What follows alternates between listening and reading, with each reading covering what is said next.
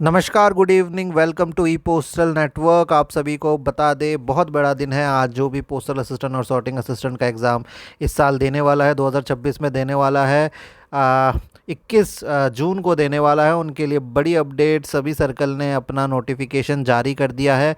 काफ़ी सारे नोटिफिकेशन में उन्होंने सीट्स भी बता दी है कि हमारे पास कितनी सीट्स है। अभी आप अपने स्क्रीन पे गुजरात का देख रहे हैं। इसी तरह से कई सारे सर्कल की जो है नोटिफिकेशन हमें मिल चुकी है। अगर आपको अपने सर्कल की नहीं मिली है तो नीचे कमेंट में लिख दीजिएगा, उसी के अकॉर्डिंग हम आपको इसके बाद वाले वीडियो में सारे लिंक भी दे देंगे। नीचे लिख दीजिएगा, सारा डिटेल्स आपको बताते हैं, पूरा डिटेल की क्या इस बार चेंजेस है और क्या सारी चीज़ें सेम है एक एक करके। तो ये है गुजरात का, ये आप देख सकते हैं, ये है बिहार सर्कल का, बिहार पोस्टल सर्कल का। सभी के एग्ज़ाम डेट तो सेम ही होते हैं, रूल्स वगैरह भी सेम ही होते हैं।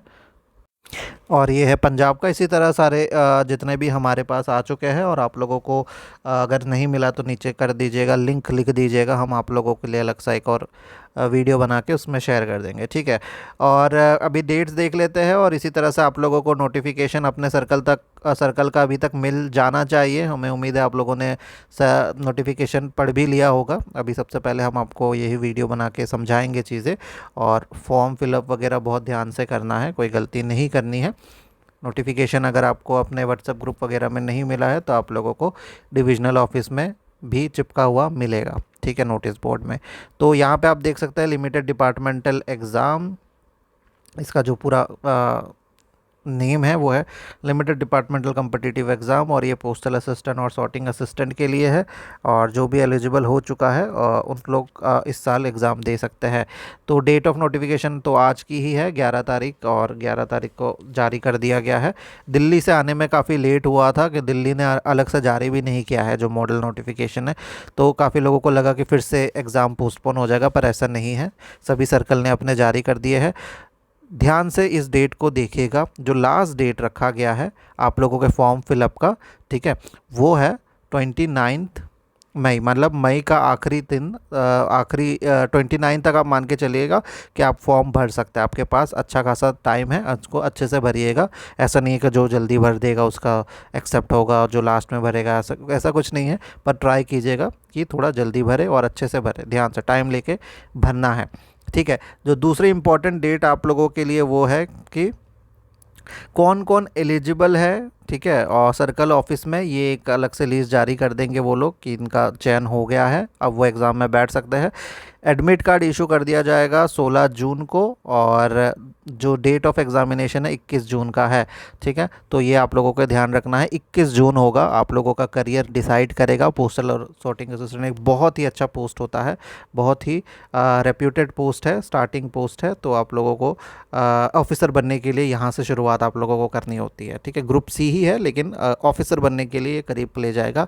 इसके बाद आप लोग इंस्पेक्टर वगैरह बन सकते हैं। हम आपको बता दें एग्ज़ाम में एग्जैक्टली कितने दिन बचे हैं, ताकि आप लोग थोड़ा सीरियसली पढ़े। अगर आपने अभी तक पढ़ाई स्टार्ट नहीं करी है तो प्लीज़ अभी स्टार्ट कर दीजिएगा, रिवाइज़ करना भी शुरू कर दीजिएगा, क्योंकि सिर्फ और सिर्फ 41 डेज़ बचे हैं। 41 डेज़ बहुत कम होता है, इनफ नहीं रहता, लेकिन अगर आप अभी जान लगा देंगे तो आप इस एग्ज़ाम को क्लियर कर लेंगे और आपकी सैलरी सीधे 50,000 के आसपास स्टार्टिंग सैलरी हो जाएगी, ठीक है। तो ध्यान रखिएगा, ये एग्ज़ाम बहुत इंपॉर्टेंट है। और क्या क्या है इसमें जानकारी, जो इम्पोर्टेंट जानकारी है वो हम आपको यहाँ पे बता देंगे। एलिजिबिलिटी सबसे इम्पोर्टेंट रहेगा, इसमें बहुत लोगों को समझ में नहीं आता। तो आपको बता दें, नॉर्मली आपको अगर हम ऐसे आसान भाषा में समझाने जाए तो अगर आप जीडीएस है तो आपको 5 साल की सर्विस चाहिए पीए में आने के लिए, ठीक है। अगर आप जीडीएस से प्रमोट होकर कभी एमटीएस बन गए थे या पोस्टमैन बन गए थे तो आपको जीडीएस की सर्विस मिला के आपको कॉम्बाइन सर्विस 5 साल की चाहिए। और अगर आप एमटीएस है तो आपको 5 साल की सर्विस चाहिए, ठीक है। एमटीएस से सीधा अगर आपको जाना है तो आप ग्रुप ए में आ जाएंगे। और पोस्टमैन से यहाँ पे आपको दिखा देते हैं एक बार, अगर आप पोस्टमैन थे तो आपको सिर्फ और सिर्फ 3 साल की सर्विस चाहिए। यहाँ पे देखिए ये है पोस्टमैन का, ठीक है, ये पोस्टमैन मेलगार्ड का है। तो अगर आप 3 साल कंप्लीट हो गए हैं तो आप लोग ग्रुप ए में आएंगे और आपकी जब रिज़ल्ट बनाया जाएगा तो आपको प्रायोरिटी दिया जाएगा। अगर आप पोस्टमैन मेलगार्ड है या एमटीएस है तो आपको बहुत ज़्यादा इसमें प्रायोरिटी दी जाएगी, पहले आपको लिया जाएगा। फिर जो जीडीएस से प्रमोट होके आए हैं उनके बाद उनको कैटेगरी बी दिया जाता है, और जो ग्रामीण डाक सेवक है उनको कैटेगरी सी दिया जाता है।